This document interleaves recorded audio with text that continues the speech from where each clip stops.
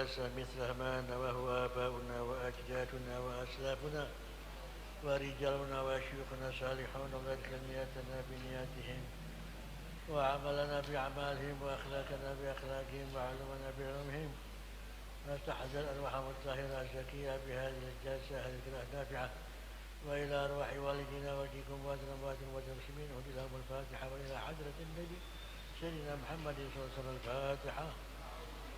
يا رشد بسم الله الرحمن الرحيم.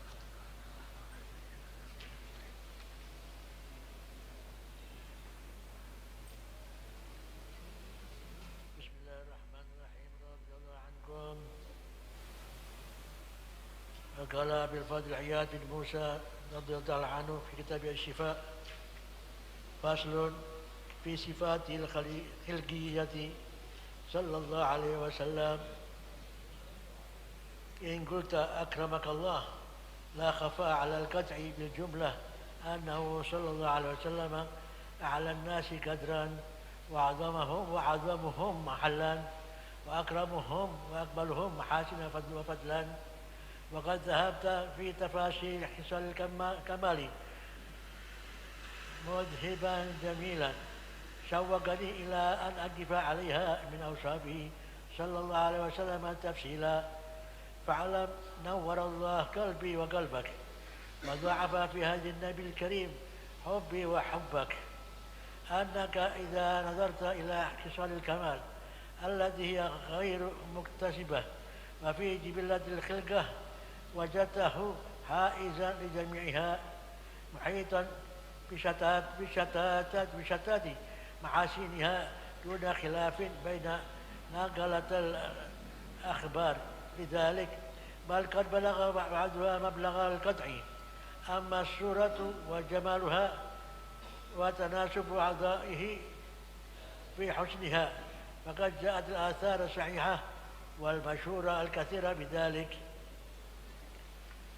من حديث علي وأنس بن مالك وأبي هريرة والبراء بن عازب وعائشة أم المؤمنين وابن أبي هالة وأبي جحيفة وجابر بن سمرة وأم معبد وابن عباس ومعرضين ابن معيقيم وأبي طفيل والعداء بن خالد وخريم بن فاتك وحكيم بن حزام وغيرهم من أنه كان أزهر اللون أجل أشكال أهدب الأشفار أبلج أزج أقنى أبلج مدور الوجه واسع الجبين كث اللحية تملأ صدره سواء البطن والصدر واسع الصدر عظيم المنكبين ضخم العظام حبل العضدين والذراعين والأسافل رحب الكفين والقدمين سائل الأطراف أنور المتجرد دقيق المشروبة رابعة القد ليس بالطويل البائن ولا بالقصير المتردد ومع ذلك فلم يكن بيماشيه أحد ينسب إلى الطول إلى طاله صلى الله عليه وسلم راجل الشعر إذا افتر ضاحكا افتر عن مثل سنا البرق وعن مثل حب الغمام إذا تكلم رؤي النور يخرج من ثناياه أحسن الناس عنقا ليس بمتهم ولا مكاثم متماسك البدن ضرب اللحم. قال البراء بن عازب ما رأيت من ذي لمة في حلة حمراء أحسن من رسول الله صلى الله عليه وسلم. وقال أبو هريرة رضي الله عنه ما رأيت شيئا أحسن من رسول الله صلى الله عليه وسلم كأن الشمس تجري في وجهه وإذا ضحك يتلألأ في الجدور. وقال جابر سمرة وقال له رجل كان وجهه مثل السيف وقال لا بل مثل الشمس والقمر وكان مستديرا. وقالت أم معبد في بعد ما وصفته به أجمل الناس من بعيد وأحلاه وأحسنه من قريب صلى الله عليه وسلم تسليما كلما ذكره الذاكرون وغفل عن ذكره الغافلون. وفي حديث ابن أبي هالة يطرأ له وجهه تلال القمر ليلة البدر. وقال علي رضي الله عنه في آخر وصفه له: من رآه بديهة هابه ومن خالته معرفة أحبه. يقول نهايته: لم أرى قبله ولا بعده مثله صلى الله عليه وسلم. والأحاديث في بسط صفته مشهورة كثيرة ولا نطول بسردها، وقد اختصرنا في وصفه نكت ما جاء فيها، وجملة مما فيه الكفاية في القصد إلى المطلوب. وختما هذه الفصول بحديث جامع لذلك تقف عليه هنالك إن شاء الله تعالى. بسم الله الرحمن الرحيم.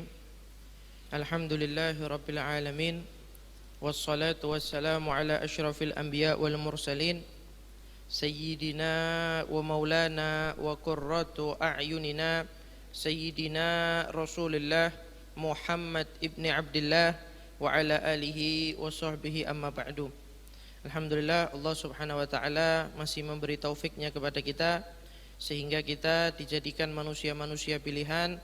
Allah kumpulkan kita di waktu yang mulia, di tempat yang mulia, dan di dalam perkumpulan yang mulia.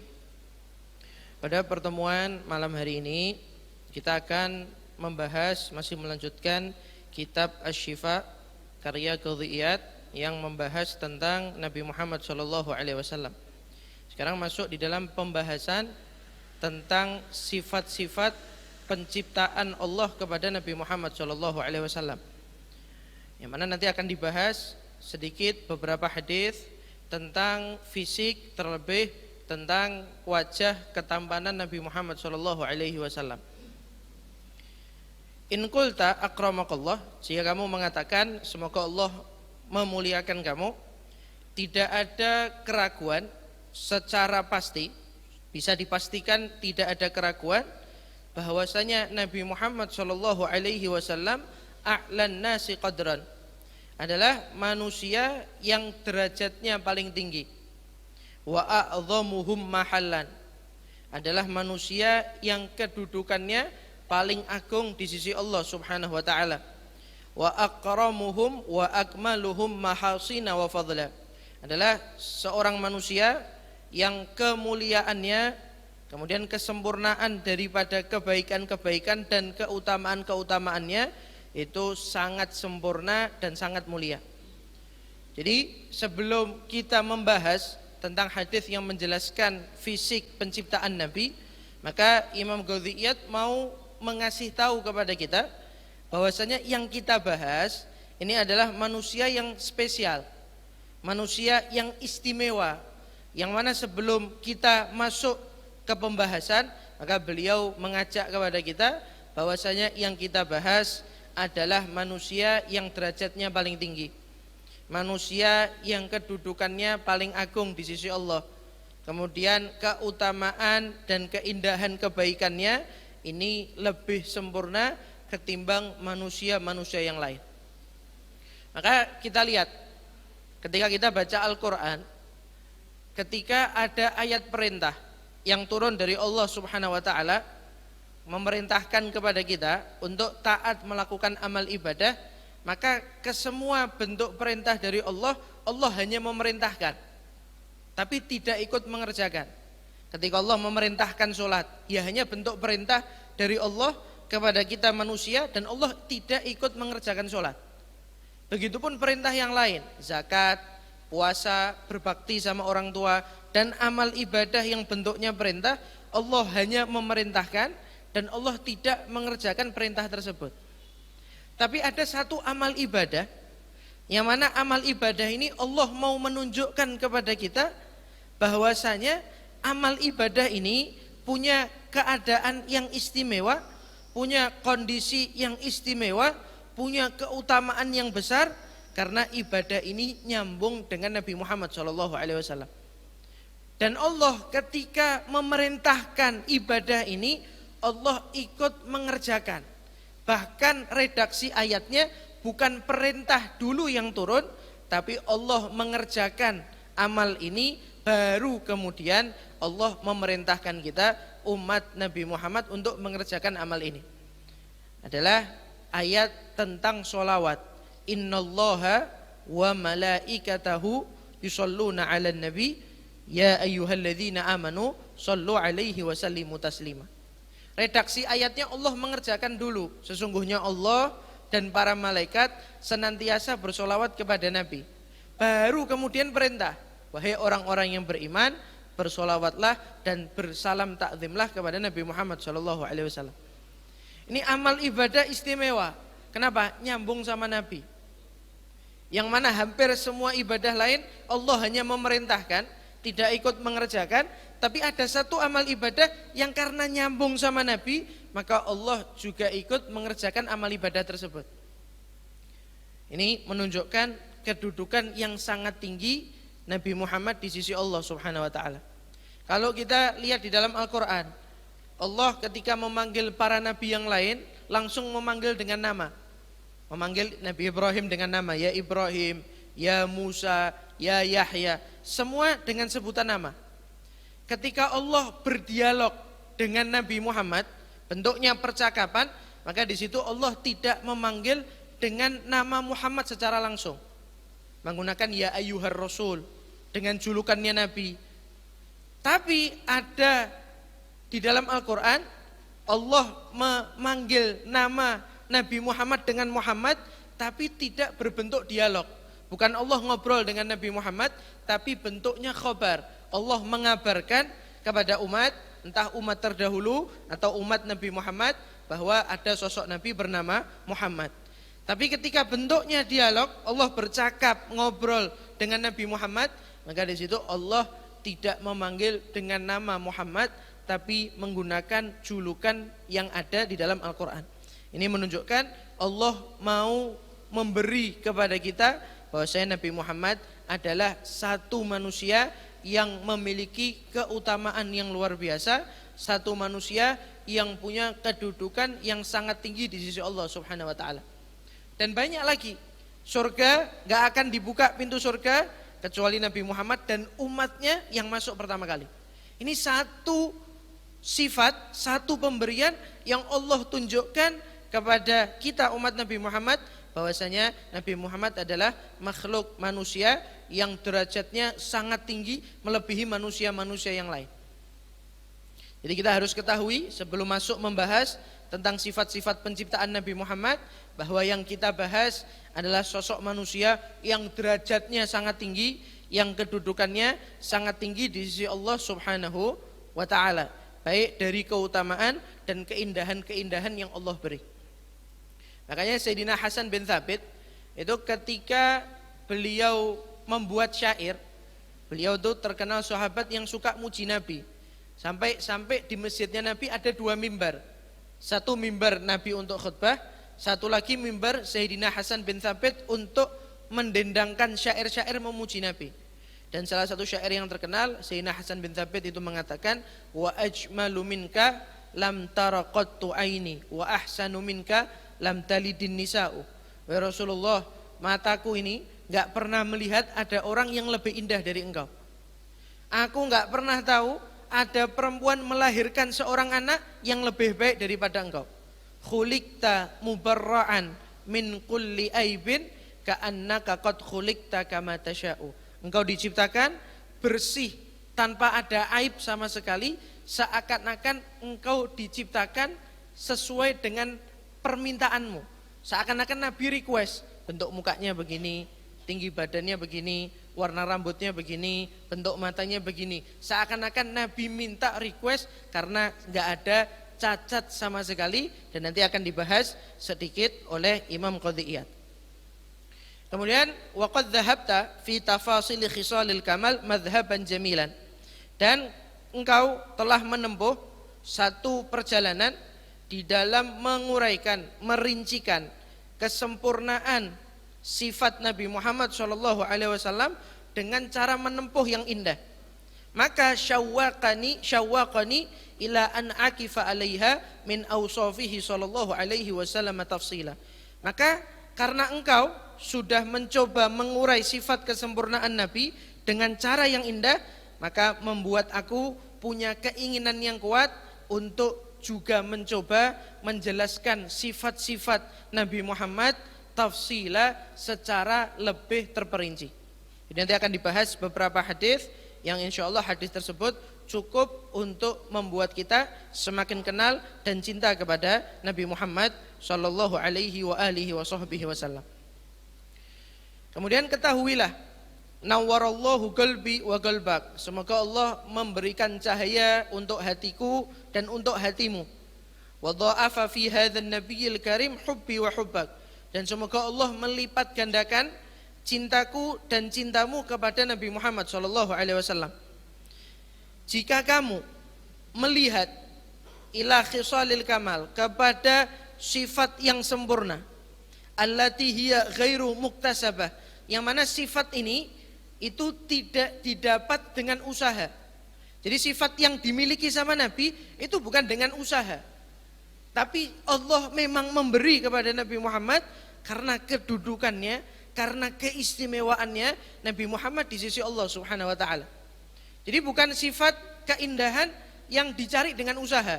Kalau zaman sekarang pakai skincare, pakai hand body, yang mau naik lagi operasi plastik, nanti apa, tanam ini tanam itu. Nabi Muhammad keindahannya gak dicari dengan usaha, gak dicari dengan satu usaha yang keras, tapi ini murni pemberian dari Allah Subhanahu wa ta'ala. Wa fi jibillatil khilqah wajadtahu haizan li jami'iha. Dan ketika kamu melihat fi jibillatil khilqah, di dalam fitrah penciptaan Nabi Muhammad, maka kamu akan mendapati bahwasanya semua keindahan itu dimiliki Nabi Muhammad sallallahu alaihi wasallam. Jadi kalau kita betul-betul kenal Nabi dari syama'ilnya, maka kita akan tahu memang Nabi Muhammad ini dilahirkan oleh Allah Subhanahu wa taala tanpa bentuk usaha, sudah memiliki keindahan yang sempurna, keindahan yang luar biasa. Muhitan bi syatati mahasiniha duna khilafin baina naqlatil akhbar lidzalik. Dan mencakup di dalam diri Nabi, di dalam fitrah penciptaannya, mencakup semua jenis keindahan yang mana tidak ada perbedaan, tidak ada khilaf di antara para perawi hadis ketika menyampaikan hadis tentang Nabi Muhammad sallallahu alaihi wa alihi wasallam, bal qad balagha ba'dhuha mablaghal qat'i. Bahkan sebagian perawi hadis ketika menyampaikan hadis riwayat tentang fisik muka Nabi, maka mereka sudah berada di atas, di dalam tahapan tingkat kepastian. Sudah pasti mutlak yang disampaikan itu sesuai dengan apa yang ada pada diri Nabi Muhammad SAW. Dan nanti ketika kita melihat hadis-hadis itu hanya beberapa hadis, karena di sini nggak disebutkan banyak, tapi di kitab-kitab syama'il lain disebutkan banyak. Nanti di hadis yang akan kita bahas itu ada beberapa hadis yang ketika membahas tentang sifat Nabi itu nggak membahas secara detail, tapi dengan bentuk perumpamaan. Nabi diperumpamakan seperti matahari, Nabi diperumpamakan seperti bulan purnama. Ini menunjukkan bahwa ketika sahabat meriwayatkan hadis tersebut, maka yang cukup untuk menggambarkan, bahkan tidak bisa dikatakan cukup, tapi yang mendekati penggambaran tersebut adalah bentuk-bentuk perumpamaan-perumpamaan karena terlalu indahnya fisik baginda Nabi Muhammad sallallahu alaihi wa alihi wasallam. Amma suratu wa jamaluha, adapun surah bentuk Nabi dan keindahan bentuknya, wa tanasubu a'dha'ihi fi husniha, dan kepantasan, keidealan anggota-anggota tubuh Nabi dengan keindahan-keindahannya, maka telah datang berbagai banyak hadis yang sahih, yang terkenal, yang banyak, yang membahas tentang fisik Nabi Muhammad sallallahu alaihi wa alihi wasallam. Di antaranya seperti hadis dari Sayyidina Ali bin Abi Thalib, nanti akan dibahas. Kemudian hadis dari Sayyidina Anas bin Malik, hadis dari Sayyidina Abu Hurairah, nanti juga disebutkan. Hadis dari Barra bin Azib, nanti juga akan dibahas. Hadis dari Sayyidatuna Aisyah, hadis dari Ibn Abi Halah, hadis dari Abi Juhaifah, hadis dari Jabir bin Samurah, hadis dari Ummu Ma'bad, kemudian ada juga hadis dari Sayyidina Abdullah bin Abbas dan beberapa sahabat yang lain, yang mana tidak disebutkan semua oleh Imam Qadhiyat. Beliau hanya menyebutkan beberapa hadis, tapi insya Allah hadis yang beliau sebutkan ini cukup bagi kita untuk semakin dekat dengan Nabi dan semakin cinta dengan Nabi Muhammad sallallahu alaihi wa alihi wasallam.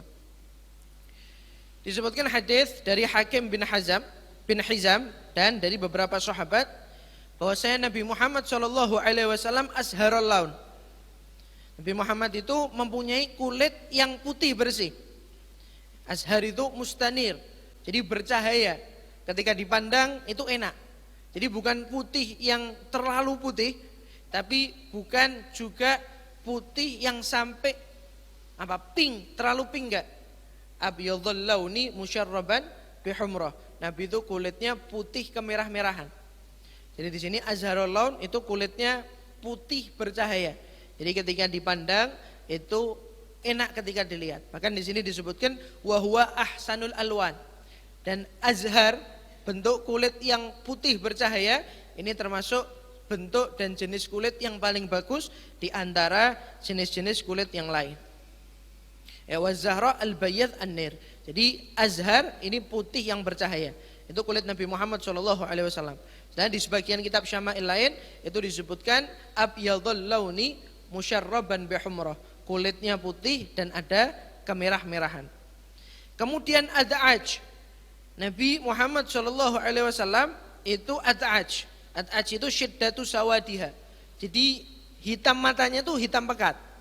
Jadi matanya Nabi itu hitam pekat, enggak coklat, bukan hijau, bukan biru, bukan oranye, tapi hitam matanya itu syiddatu sawadiha, hitam pekat. Kemudian Nabi Muhammad SAW anjal, wasi'ul ain ma'a husni. Nabi Muhammad tuh matanya lebar. Kalau bahasa kita belok. Jadi bukan mata yang sipit, ya, bukan mata yang terlalu besar, tapi matanya itu proporsional atau ideal. Jadi mata yang indah, enggak terlalu kecil, juga tidak terlalu besar, tapi di tengah-tengah. Itu mata Nabi Muhammad SAW. Kemudian Nabi Muhammad juga punya sifat ashkal.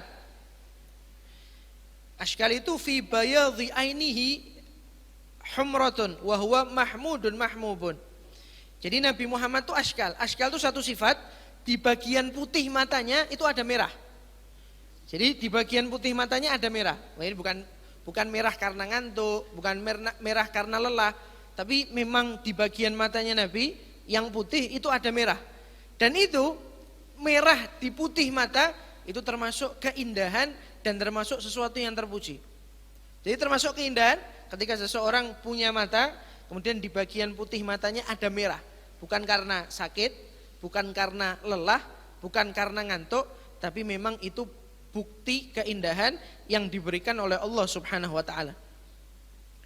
Dan Nabi Muhammad punya sifat ahdabal ashfar, yaitu rambut ini ya, bahasa kita idep. Jadi rambut kelopak mata itu katsirun mustatil, rambut kelopak matanya atau idepnya itu banyak dan tebal-tebal, itu sampai saking panjangnya ya melengkung-melengkung. Itu menunjukkan keindahan. Jadi bulu mata ya, atau kita rambut alis atau nyebutnya idep. Nah, rambut bulu matanya Nabi itu bulu mata yang tebal dan panjang. Ya, jadi menunjukkan keindahan yang luar biasa. Yaitu ahdabul ashfar alladzi sya'ru ajfanihi katsirun mustatil. Jadi bulu matanya tebal dan banyak menunjukkan keindahan. Ya kan kalau kita lihat perempuan kalau nggak punya bulu mata bela-belain ngeluarkan uang nggak untuk pasang bulu mata? Iya, kenapa? Itu keindahan. Nanti kalau nggak punya alis, bela-belain keluarin uang, biaya, entah nanti yang operasi, yang sulam alis, entah nanti beli alat. Ya kenapa? Ya memang itu bentuk keindahan. Nabi ininya bulu matanya sudah tebal dan panjang-panjang. Dan Nabi punya sifat ablaj. Ablaj itu wajahnya bersinar. Ya, jadi tadi kulitnya azhar, putih bercahaya, mukanya ablaj.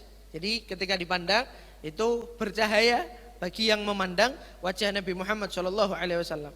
Makanya kalau kita lihat itu ada satu hadis yang menyebutkan para pembesar sahabat itu kalau duduk di hadapan Nabi, entah lagi nuntut ilmu, entah lagi nunggu Nabi menyampaikan hadis, pembesar sahabat itu menundukkan pandangan ke bawah. Gak berani face to face langsung menatap mukanya Nabi. Kenapa? Karena ketika mereka menatap mukanya Nabi, ada cahaya di wajahnya Nabi Muhammad SAW. Dan sahabat malu untuk langsung memandang, menatap wajahnya Nabi Muhammad SAW. Kemudian Nabi punya sifat azajja, itu takusu fil hajib ma'atuli fi tarfihi, yaitu alis mata itu saking panjangnya itu melengkung, jadi tebal, kemudian panjang, itu saking panjangnya ma'atuli fi tarfihi wa imtidadi ay an-nihaya. Jadi bagian ujungnya saking panjangnya itu melengkung. Gitu ya. Jadi tebal, kemudian panjang, bagian ujungnya itu seperti melengkung ke bawah sedikit. Ya, karena tebal dan panjangnya alis Nabi Muhammad SAW. Itu bentuk keindahan. Ya, perempuan yang nggak punya alis ya rela mengeluarkan uang untuk supaya punya alis, karena itu menunjukkan bentuk keindahan. Kemudian Nabi punya sifat akna. Akna itu hidungnya mancung. Hidungnya Nabi itu mancung, dan sama, mohon maaf, mancungnya hidung itu juga menunjukkan keindahan. Dan berapa banyak kita lihat zaman sekarang, entah laki entah perempuan berusaha untuk membenahi hidungnya, entah dengan operasi, entah dengan bentuk treatment cara lainnya supaya memiliki hidung yang mancung. Dan ini didapat sama Nabi tanpa usaha apapun, murni pemberian dari Allah Subhanahu wa taala. Kemudian Nabi punya sifat aflaj. Aflaj itu adalah furjatun ma baina thanaya war rubaiyah. Jadi giginya bagian depan itu ada kerenggangan. Ya, dan saat itu dan mungkin sampai sekarang gigi yang tidak rapat, jadi renggang, bukan yang lebar banget, tapi ada celah-celah sedikit, itu juga menunjukkan keindahan. Dan itu dimiliki oleh Nabi Muhammad SAW. Jadi giginya enggak tabrakan, ya, tapi ada sedikit celah atau renggang untuk menunjukkan keindahan, terlebih ketika Nabi Muhammad tersenyum. Kemudian Nabi juga punya sifat mudawwaral wajhi. Ya, wajahnya itu bulat, tapi bukan bulat yang sempurna. Karena di sebagian kitab Syama'il itu ada hadis yang mengisyaratkan mukanya Nabi itu hampir mirip seperti, mohon maaf ya, telur. Jadi bukan yang bundar bulat, tapi yang bundar seperti telur. Ya, atau bisa kita katakan oval. Dan itu menunjukkan juga keindahan di dalam wajah. Wasi al-jabin. Kemudian Nabi punya dahi yang luas, ya, punya dahi yang lebar. Ya, dahi yang lebar dan juga nanti dengan rambut yang tebal. Mempunyai dahi yang lebar dan itu juga menunjukkan keindahan yang ada pada wajah. Katsal lihyah. Nabi punya jenggot yang tebal. Jenggotnya tebal, gitu ya. Jenggot jambangnya tebal, bahkan tamla usadrah. Saking tebalnya jenggotnya itu juga memenuhi dadanya Nabi Muhammad SAW. Jadi jenggotnya tebal, jambangnya tebal, bulu dadanya Nabi juga tebal. Sawa al-batni wa sadri. Bagian dada sama perutnya Nabi rata. Jadi ya mohon maaf, gak buncit gitu ya. Gak perutnya yang lebih maju, tapi betul-betul rata. Antara dada dengan perut itu juga menunjukkan keindahan dan kekuatan fisik Nabi Muhammad SAW. Kemudian wasi as-sadri. Nabi punya dada yang lebar.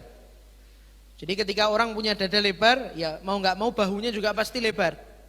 Maka ketika dadanya lebar, ini menunjukkan ketika berdiri adalah sosok yang bijaksana, yang melihat segan, menunjukkan kekuatan fisik dan juga bentuk keindahan yang ada pada badan dan diri Nabi Muhammad SAW. Azim al-mankibain, Nabi punya bahu yang besar. Jadi karena dadanya lebar, maka bahunya juga besar dan itu menunjukkan keindahan serta kekuatan fisik. Dhakhmal idham. Kemudian tulang-tulang yang ada pada tangan, yang ada pada kaki Nabi, ini tulang-tulangnya tuh tulang-tulang yang besar-besar. Ya, jadi bukan yang kecil, tapi tulang yang besar. Ini menunjukkan keindahan serta kekuatan yang ada pada diri Nabi Muhammad SAW. Jadi tulang tangan, tulang kaki itu besar-besar. Ablal adhudan wadh-dhira'in. Kemudian Nabi juga bagian adhudan itu dari siku sampai bahu itu kuat juga. Jadi dilihat itu proporsional. Ya, enggak yang glembreh-glembreh, bukan yang kurus banget. Tapi bagian siku sampai bahunya Nabi itu bagian yang pas sesuai dengan bentuk tulangnya Nabi Muhammad SAW. Wadh-dhira'in, bagian dhira'nya Nabi dari lengan sampai siku ini juga sama, proporsional. Ya, enggak yang kecil banget, tidak yang terlalu besar, tapi sesuai dengan bentuk tulangnya Nabi Muhammad sallallahu alaihi wasallam. Jadi enak dilihat. Kadang kan mohon maaf ada orang bagian siku ke bahu besar, tapi bagian lengan ke siku kecil. Dilihatnya kurang kayak gimana? Dan Nabi Muhammad enggak, pas, ideal, proporsional, itu bagian lengan sampai bahunya Nabi Muhammad sallallahu alaihi wasallam. Ya, kemudian juga sama wal asafil, bagian bawahnya Nabi juga sama. Dari mohon maaf bagian paha sampai lutut itu juga tidak terlalu kecil dan tidak terlalu besar, menunjukkan kuat, jadi sedang pas di tengah-tengah. Kemudian bagian dari betis ke bawah ini juga tidak terlalu kecil dan tidak terlalu besar, menunjukkan juga kekuatan yang ada pada kaki dan fisik Nabi Muhammad SAW. Kemudian rahbal kafain, Nabi telapak tangannya lebar. Jadi bukan telapak tangan yang kecil, tapi telapak tangan yang lebar. Wal qadamain, telapak kakinya juga lebar. Sa'ilal atraf, kemudian jari-jari tangannya Nabi itu lentik-lentik. Jadi panjang-panjang. Ya, bukan yang mohon maaf jari yang kecil, juga bukan jari yang besar, tapi jari yang lentik-lentik dan panjang. Kemudian Nabi juga punya sifat anwarul mutajarrad. Anwarul mutajarrad itu ketika Nabi tersingkap pakaiannya atau Nabi membuka pakaiannya, maka dari badan Nabi akan keluar atau tersingkap muncul cahaya-cahaya. Ya, karena tadi azharul laun, ya, karena kulitnya itu putih bercahaya. Jadi Nabi punya sifat kalau tersingkap enggak sengaja bajunya terkena angin atau Nabi melepas pakaian, maka akan terlihat cahaya dari balik pakaiannya Nabi Muhammad SAW. Kemudian Nabi juga punya sifat daqiqal masrubah, itu ada bulu-bulu halus yang tumbuh ya, dari mulai dadanya Nabi sampai bagian bawah perut. Ya, jadi kayak bulu panjang dari dada itu nyambung sampai bagian bawah perut. Itu daqiqul masrubah. Jadi bulu-bulu tipis dari mulai dada sampai bagian bawah perut. Kemudian rab'atul ghad, Nabi juga punya postur tubuh yang ideal. Kalau tinggi, enggak tinggi banget, kurus tidak terlalu kurus. Bahkan di sebagian hadis disebutkan dan di sebagian kitab Syama'il, Nabi itu kalau jalan sama sahabat yang terkenal tinggi. Nabi jalan berdua, maka yang terlihat Nabi lebih tinggi. Kalau Nabi jalan sama sahabat yang terkenal pendek, ketika jalan tingginya sama. Jadi itu menunjukkan postur yang ideal. Tinggi tidak terlalu tinggi, pendek juga tidak terlalu pendek. Kemudian ini laisa bitawilil ba'in wala bil ghasilil mutaraddid. Ya, Nabi itu tidak yang bitawilil ba'in, tidak yang tinggi banget dan juga tidak yang sangat pendek. Wah ini wa ma'adzalika, maka oleh karena itu yang tidak terlalu tinggi dan tidak terlalu pendek, ketika ada maka tidaklah Nabi jalan dengan seseorang yunsabu ilatul, yang orang ini terkenal dengan ketinggiannya, illa talahu sallallahu alaihi wasallam, kecuali Nabi yang terlihat lebih tinggi. Jadi ketika ada sahabat yang terkenal dengan ketinggiannya, Nabi jalan dengan sahabat tersebut, maka Nabi yang terlihat lebih tinggi. Kemudian Nabi juga rajila sya'ri, jadi rambutnya tidak yang keriting, sangat keriting, tidak yang lurus, sangat lurus, tapi rambutnya Nabi itu bergelombang. Ya, jadi ketika panjang itu rambutnya terlihat ada gelombang atau bergelombang.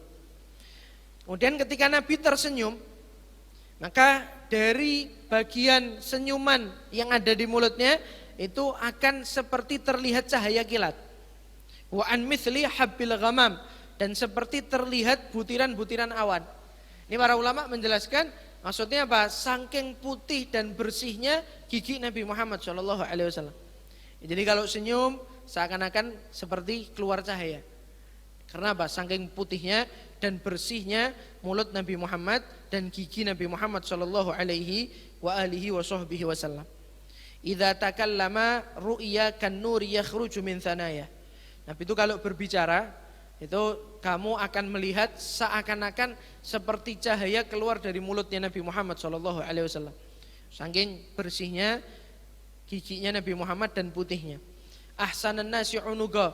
Nabi adalah seorang manusia yang lehernya paling bagus. Ya, lehernya paling indah. Enggak yang tinggi, lehernya tinggi banget. Bukan yang pendek sampai kelihatan enggak punya leher. Tapi sekali lagi lehernya itu ideal atau proporsional. Kemudian laisa bimutaham. Nabi bukan seseorang yang mukanya gemuk. Ya, pipinya tembem, itu bukan. Tapi wajahnya itu wajah yang sekali lagi tidak terlalu gemuk dan juga tidak terlalu kurus. Ya, atau ada yang mengatakan al-fahisyus samin. Jadi al-mutahham itu adalah seseorang yang wajahnya sangat berlemak. Gitu ya. Jadi banyak daging dan lain sebagainya. Kemudian Nabi Muhammad SAW juga wala mukaltham. Ya, mukaltham itu juga orang lebih sama. Jadi mustadirul wajhi, bukan muka yang bulat karena daging, karena terlalu banyak daging atau karena terlalu banyak lemak. Ya, tapi mukanya, bagian wajahnya itu proporsional, tidak terlalu gemuk dan tidak terlalu kurus. Kemudian mutamasikal badan dharbal lahmi. Nabi adalah sosok manusia yang badannya proporsional. Jadi dilihat enak.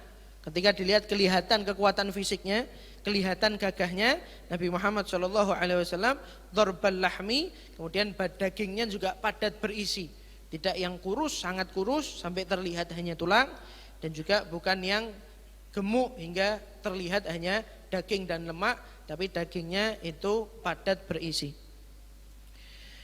Kemudian juga disebutkan hadis dari Barra' bin Azib. Barra' bin Azib mengatakan, aku tidak pernah melihat seseorang yang zilimmatin, punya rambut sebahu, fi humlati hamra, memakai pakaian merah yang lebih indah dari Nabi Muhammad SAW. Jadi saat itu Barra' bin Azib melihat Nabi rambutnya lagi sebahu, pakai pakaian merah. Ini mohon maaf, pakaian merah ini bukan berarti polos merah. Ya, bukan kayak baju partai begitu enggak. Tapi hullatun hamra itu baju yang ada corek merahnya, entah garis-garis, entah titik-titik. Nah, saat itu Nabi ketika dengan posisi rambut sebahu menggunakan pakaian dengan corak merah, maka saat itulah menurut Barra' bin Azib, dan memang pasti yang dikatakan itu benar, bahwa Nabi Muhammad SAW adalah manusia yang paling indah dan tidak ada yang melebihi keindahannya dengan kondisi yang sama seperti yang ada pada Nabi Muhammad SAW, yaitu rambut sebahu dan menggunakan pakaian bercorak merah.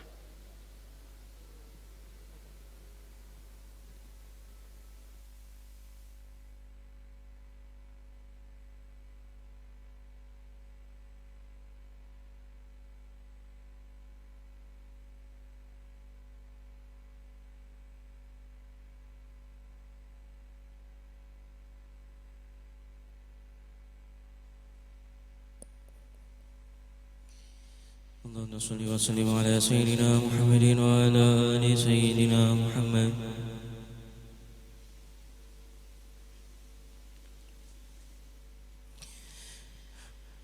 الله أكبر الله أكبر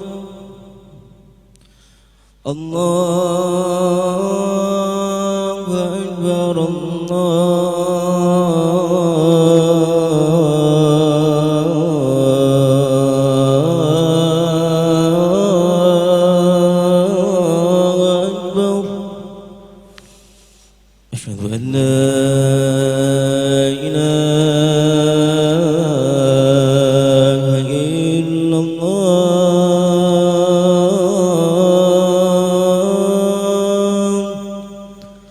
أشهد أن لا إله إلا الله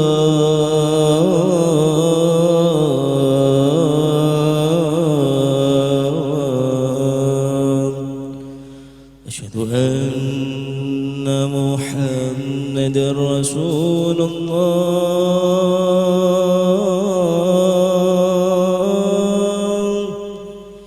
أشهد أن محمد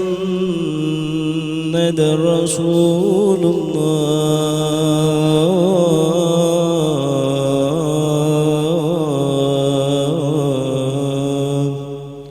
حي على الصلاة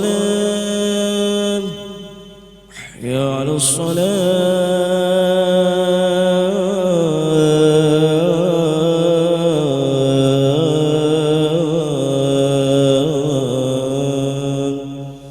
حي على الفلاح حي على الفلاح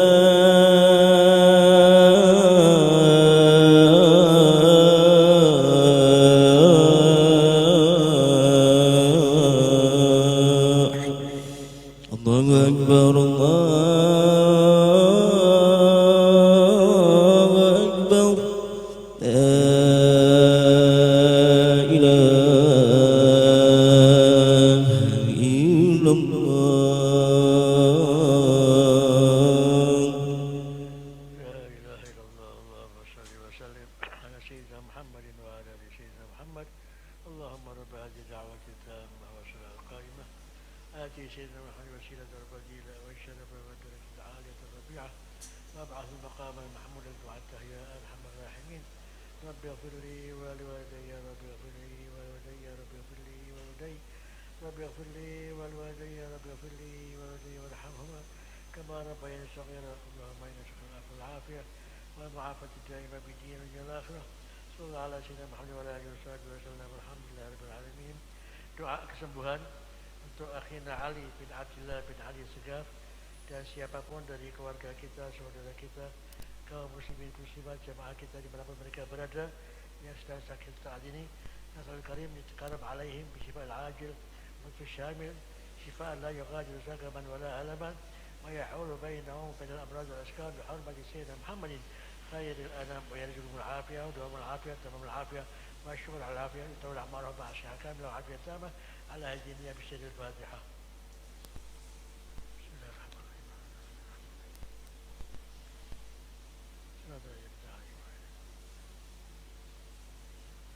ربنا تقبل منا إنك أنت السميع العليم وتب علينا إنك أنت التواب الرحيم برحمتك يا أرحم الراحمين. صلى الله عليه وسلم. الحمد لله. Kemudian disebutkan juga hadis dari Sayyidina Abu Hurairah radhiyallahu anhu, aku tidak pernah melihat sesuatu yang lebih indah dari Nabi Muhammad sallallahu alaihi wasallam. Ka'anna syamsa tajri fi wajhi. Seakan-akan matahari itu berputar mengelilingi wajahnya Nabi. Wa idza dhahaka yatala'la'u fil judur. Dan jika Nabi tertawa, maka akan ada pancaran cahaya di dinding di hadapannya Nabi. Jadi saat itu Sayyidina Abu Hurairah ketika melihat Nabi, maka beliau mensifati Nabi seakan-akan ada matahari di wajahnya Nabi karena saking cahayanya. Kemudian karena indahnya wajah Nabi Muhammad SAW. Dan kalau Nabi tertawa, maka dinding yang ada di hadapannya Nabi itu terkena cahaya pantulan yang keluar dari bagian mulutnya Nabi Muhammad SAW. Sebagaimana sifat yang sudah dibahas di hadis sebelumnya. Dan disebutkan juga dari Jabir bin Samurah, ada seorang lelaki bertanya kepada Jabir bin Samurah, apakah wajahnya Nabi itu seperti pedang? Ya, ini pedang itu kalau kita lihat, pedang itu kalau yang bagus, yang sesuai dengan teknik pembuatannya, maka pedang itu apa? Bahasa kita bisa buat ngaca, mengkilap. Bisa buat ngaca, mengkilap. Nah, maksudnya seperti itu. Apakah Nabi itu mukanya itu cahayanya sangat luar biasa, seperti pedang? Katanya Jabir bin Samurah, enggak. Mukanya Nabi itu bahkan seperti matahari dan seperti bulan. Ya, wa kana mustadiran, dan mukanya Nabi itu bundar seperti telur. Ya, jadi ini menunjukkan perumpamaan cahaya yang dilihat sama sahabat, menunjukkan keindahannya Nabi Muhammad itu seperti matahari atau seperti bulan purnama. Kemudian hadis dari Ummu Ma'bad, di sebagian ketika Ummu Ma'bad mensifati Nabi Muhammad, maka Ummu Ma'bad mengatakan ajmalun nasi min ba'id, Nabi adalah manusia yang paling indah ketika dilihat dari jauh. Jadi kalau Nabi datang jalan dari jauh dengan para sahabat, kita lihat Nabi dari jauh, maka yang paling indah dilihat itu Nabi Muhammad. Wa ahlahu wa ahsanuhu min qarib. Dan ketika kita melihat Nabi dari dekat, yang di jauhnya aja kita lihat Nabi itu paling indah. Ketika Nabi dekat, maka ahlahu wa ahsanuhu, Nabi itu lebih indah dan lebih bagus daripada ketika kita lihat dari jauh, sallallahu alaihi wasallam. Dan disebutkan juga hadis dari Ibn Abi Halah, yatala'la'u wajhuhu tala'lu al-qamari lailatal badri. Wajahnya Nabi itu memancarkan cahaya sebagaimana bulan purnama memancarkan cahaya di malam hari.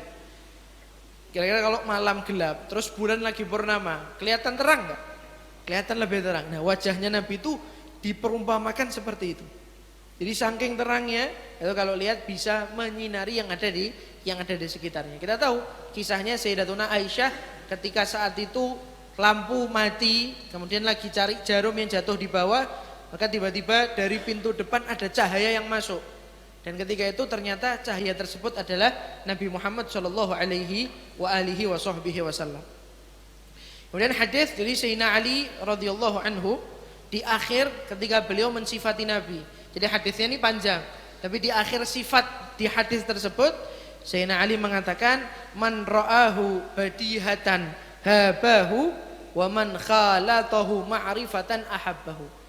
Barang siapa melihat Nabi badihatan, secara tiba-tiba, ya enggak sengaja melihat Nabi, entah di satu kondisi tertentu, di satu keadaan tertentu, enggak sengaja melihat Nabi, maka habahu, dia akan merasa segan sama Nabi. Wa man khalatahu ma'rifatan ahabbahu. Dan barang siapa yang sudah kumpul sama Nabi, kemudian dalam keadaan kenal Nabi, sholat jadi makmum sama Nabi, makan bareng Nabi, sudah kumpul bareng sama Nabi, kenal, maka ahabbahu, akan cinta dan semakin cinta kepada Nabi Muhammad sallallahu alaihi wasallam. Dan sebagian yang mensifati Nabi itu mengatakan, lam ara qablahu wa la ba'dahu mithlahu sallallahu alaihi wasallam. Aku tidak pernah melihat ada seseorang yang sama seperti Nabi Muhammad dari segi fisik keindahannya, baik itu sebelum Nabi atau setelah Nabi Muhammad sallallahu alaihi wasallam. Itu beberapa hadis yang menyebutkan tentang keindahan wajahnya Nabi. Kayak Imam Qurtubi di dalam kitab Wasailul Wusul itu menjelaskan bahwasanya lam yadhhar lana tamamu husnihi sallallahu alaihi wasallam. Allah itu tidak menampilkan, tidak menampakkan keindahan wajahnya Nabi secara utuh di dunia. Jadi hanya sepersekian persen. Dan nanti keindahan wajahnya Nabi secara utuh akan Allah tampilkan di surga dengan hanya orang-orang beruntung yang bisa di surga sama Nabi. Dan mudah-mudahan kita termasuk bagian orang yang beruntung tersebut. Kenapa sih kok Allah tidak menampilkan wajahnya Nabi secara utuh di dunia? Li'annahu law dhahara tamamu husnihi lama taqat a'yununa ru'yatahu sallallahu alaihi wasallam. Karena kalau Allah menampilkan wajahnya Nabi, keindahannya secara utuh di dunia, maka mata kita tidak sanggup memandang keindahan wajahnya Nabi Muhammad sallallahu alaihi wasallam. Habib Ali di dalam Simtud Durar mengatakan, wa ala tafannuni wasifihi biwasfihi yafnaz zaman wa fihi ma lam yusafi. Seandainya ada tafannun, orang yang pintar mensifati, ahli mensifati, kemudian dia mensifati Nabi Muhammad, maka yafnaz zaman berlalu, masa berlalu, tahun demi tahun berlalu, dan orang tersebut tidak akan bisa untuk selesai di dalam mensifati Nabi Muhammad sallallahu alaihi wasallam, karena begitu banyaknya keutamaan dan keistimewaan yang Allah berikan. Maka hadis-hadis yang menjelaskan tentang sifat Nabi itu masyhuratun katsiratun, hadisnya terkenal dan sangat banyak. Fala nutawwilu bisardiha, maka kami tidak akan panjang lebar dengan menyebutkan hadisnya satu persatu karena banyak dan keutamaannya sangat banyak. Waqad ikhtasarna fi wasfihi nukata ma jaa fiha, dan aku telah meringkas di dalam sifatnya Nabi nukata, inti-inti dari apa-apa yang sudah aku jelaskan di dalam kitab ini. Jadi Imam Qadhiyat hanya menyebutkan beberapa hadis yang beliau menganggap hadis ini sebagai inti, untuk kita bisa semakin kenal dan dekat kepada Nabi Muhammad sallallahu alaihi wasallam. Wa jumlatan mimma fihi al-kifayah fil qasdi ilal matlub. Dan ada beberapa kalimat di dalam hadis tersebut dan di dalam bab ini yang cukup bagi kita untuk mencapai tujuan yang kita cari, yaitu semakin kenal kepada Nabi Muhammad sallallahu alaihi wasallam. Maka kami tutup bab ini ya, dengan hadis yang aku kumpulkan di dalamnya, maka kamu akan menemukan di dalam bab ini insyaallah taala. Jadi beliau Imam Qadhiyat hanya menyebutkan sedikit hadis yang inti dengan tujuan supaya kita dengan hadis ini berharap bisa menjadi wasilah, satu perantara untuk kita semakin kenal dengan Nabi Muhammad sallallahu alaihi wasallam. Walafu minni wallahu a'lam.